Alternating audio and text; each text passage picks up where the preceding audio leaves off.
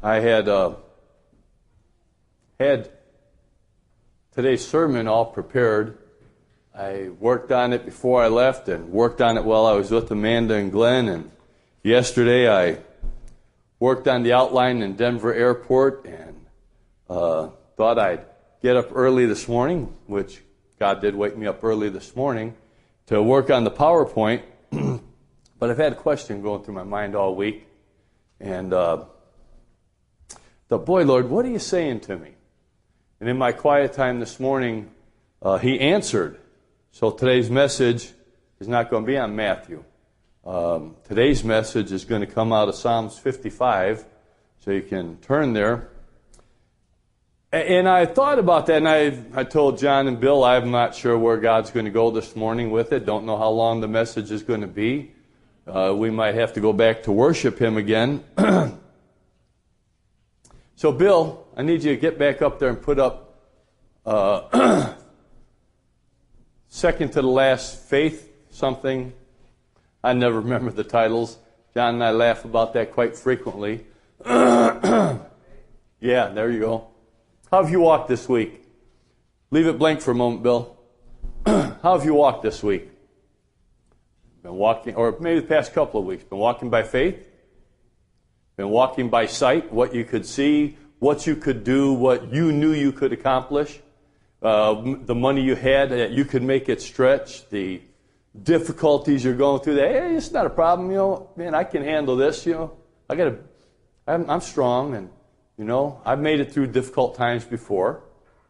How have you walked this week? I've been asked a number of times, why is it that God allows things to happen when I'm gone? I don't know. And why does God allow bad things to happen to His people who He says He loves? It ain't fair. It ain't right. If He loves me, by golly, He should be taking care of me all the time. Isn't that what God's for, to take care of His people? Whew, boy, we kind of miss the boat on that sometimes in our thinking. And what about His promise in Romans 8:28? And when we know that God causes all things to work together for the good of those who love Him, to those who are called according to His purpose. What about that verse? Yeah, I'm His child. Why isn't He doing it? And then I come and I sit down in the back, and I didn't make it to the back. There's flowers up on the podium. Cathys never puts real flowers up there anymore, because I have such a difficult time with real flowers, especially that close. I breathe in the pollens, and then I can't preach hardly, and I hardly can talk. And it's already affected me. And it's been a rough week in Indiana with everything in bloom, and boy, beautiful. I love the flowers. I just don't survive well with them. And then you start sharing. And I'm sitting back there, and I said, boy, God, now I know why You gave me Psalms 55 in my quiet time today. Now I know a little bit more. Isn't that the way it is with God? You see, we don't see everything up front. We don't know up front what's going to happen whenever. We just don't. But God does. And so open the slide, Bill. I thought this was and then we sing this song, and I'm thinking, man, God, You are just, You're sovereign. Do you realize that today? Do you believe in the very depth of your being that God is sovereign? Do you? Do you have doubts? Do you have doubts? There's some ways to check our doubts. Some say check your checkbook, you check your doubts. Ooh, boy, don't go there, Pastor. It's not about tithing today. But it's just, that's why I asked you, how have you walked this week? Did you know you could make it through the week? Did you take time and say, God, I can't make it? God, this is beyond me today. And did you really think He would be there to answer your prayers? Great song. By faith we see the hand of God. You will not, and you might never see the hand of God in plain vision. God is spirit, but we know Jesus has a corporal body, and even though He walked through walls after His resurrection, they put their fingers, He said, come on, Thomas, put your finger in my hand. We know he ate, so he's got a corporal body. We know that. And we want to see his hand, and we say, well, I need a God with flesh. So let me go rub Happy Hodo's tummy. That's one of the Buddhas. And we do things like that, and we make things our God. Well, God can't take care of this, so I have to do it. I don't know if I can trust God, so I'll just plow on through. I'll make it work. And we are not walking by faith. We're walking purely by sight. We're walking by the gods of the worlds that we have made.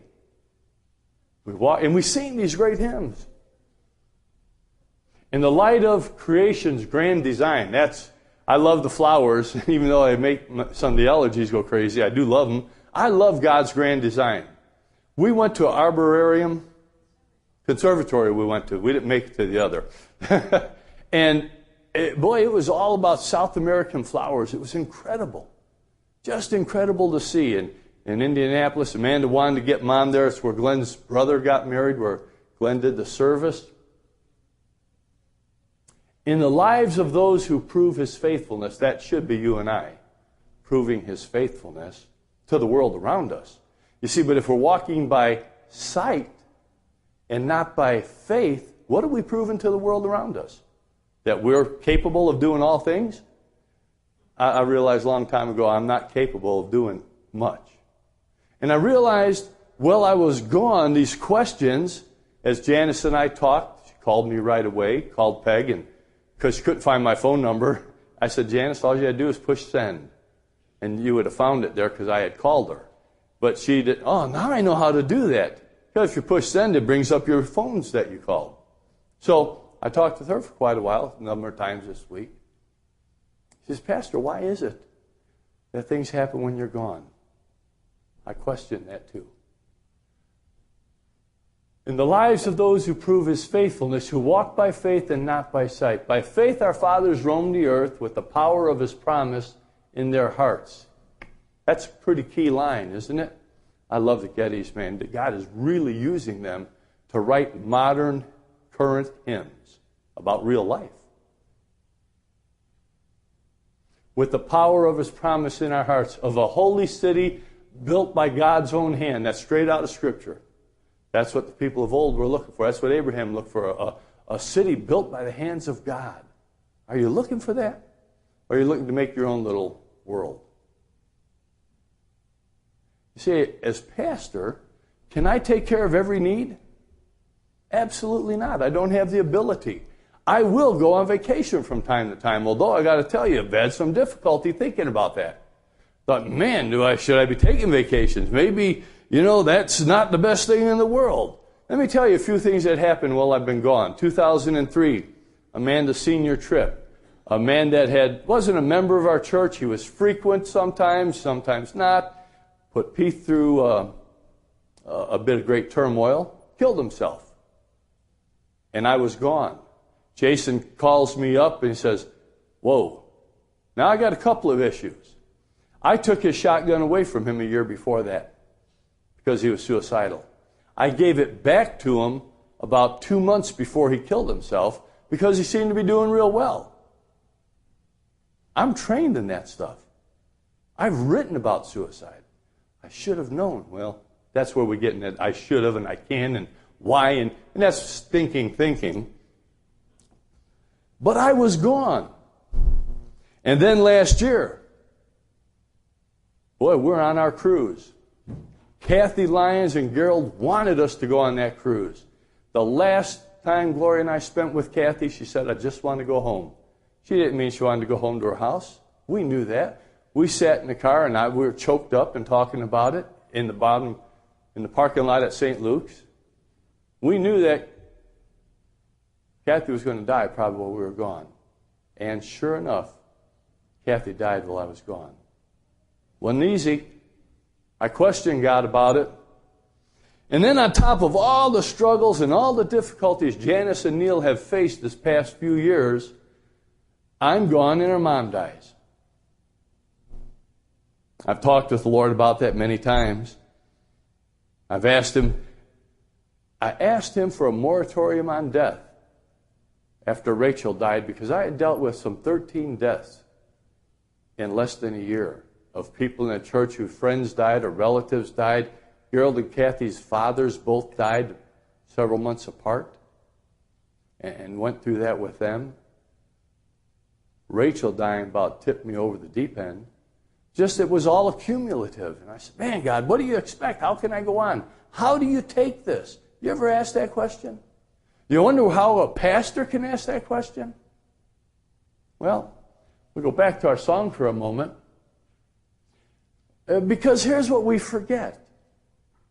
And I think this is why God led me to Psalms 55 this morning. We will stand as children of the promise. I think we forget God's promise that He desires for none to perish, but for all to come to a knowledge of Him. I think we forget what Paul says, that for me to live is Christ and to die is what? It's gain. No, we say die is the pits. It's not right. People shouldn't die. Why? Do you want to live forever in the... Hey, we were talking about this with Amanda, and I don't want to live another 61 years. Can you imagine me with this body at 122 years? I have a hard time imagining me with this body at 80. I'm thinking, you talk about a walker, man, I'm going to need that bed that Cathys' mom got, and you're going to be pushing me around and motorize it by that time. Here comes Pastor Chris. Won't get me up the elevator, just dump him in. I cannot imagine that. I just can't. I can't imagine going on. And I forget sometimes the promise. But look at that next line. We will fix our eyes on Him, our soul's reward, till the race is finished, the work is done. We'll walk by faith and not by sight. And I ask you again, how have you walked this week? Been walking by faith? How have you been walking the last little while? By faith or by sight?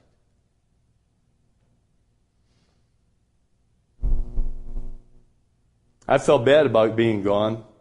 I've questioned the idea of taking vacations. Amanda's and Glenn's pastor and I were talking about it Wednesday night after prayer meeting. And as pastors, we know that God's in charge. We know God has a sovereign plan. But still we question, why, God? Why? Why do we see these loved ones of ours, these people that you have called us to be an under-shepherd with, why do you allow them to suffer? Why has Peg had all these fears and these doubts? What if Chuck dies? And those of you, why? You got them. I had them. And on my dad's deathbed, he accepted Christ. And Chuck before, why does he want to wait till he gets worse? Because he wants to know if God's God. Yeah, really, bottom line, is God God? Do I really have a need for God? That's what some would say is a foxhole salvation. I don't buy it. I don't care if it's in the foxhole. I don't care if it's in the closet. I don't care if it's with me in the steam room. I don't care if it's on your deathbed. Salvation is salvation. And until they're gone, don't ever give up praying. Fix your eyes on the promise. Fix your eyes on Him who is the Savior and Lord. Throw your doubts away. I can't. Yeah, you can. Because greater is He that's in me than he that's in the world. Greater is Him that is in me than that one that's in those lost people. Whoa. Yeah. Because who has blinded their eyes? The god of this world, Satan. He's blinded them so that they can't see the gospel. And so what do? Sometimes He's stuffed up their ears so they don't hear. So walk it, live it, talk it, do whatever it's going to take. Don't give up. Fix your eyes on the promise. Stand and let's read Psalms 55. And the question that comes is, why does God allow Christians to go through these trials? And pastors are not excluded. It's not up on the wall. None of this is on the wall because this is all where God was taking me this morning. Give ear to my prayer, O God, and do not hide thyself from my speculation or from my supplication. Give heed to me and answer me. I am restless in my complaint, and I am surely distracted. Does it sound like us? Yeah, it does. And maybe you stop there and say, oh, God, hear my prayer and help me to stop being so distracted from you. Help me, God. Because of the voice of the enemy, that enemy could be any number of things in your life. It could be a lost loved one. It could be your struggles, your trials, your tribulation. too much month at the end of the money, health issues. It could be all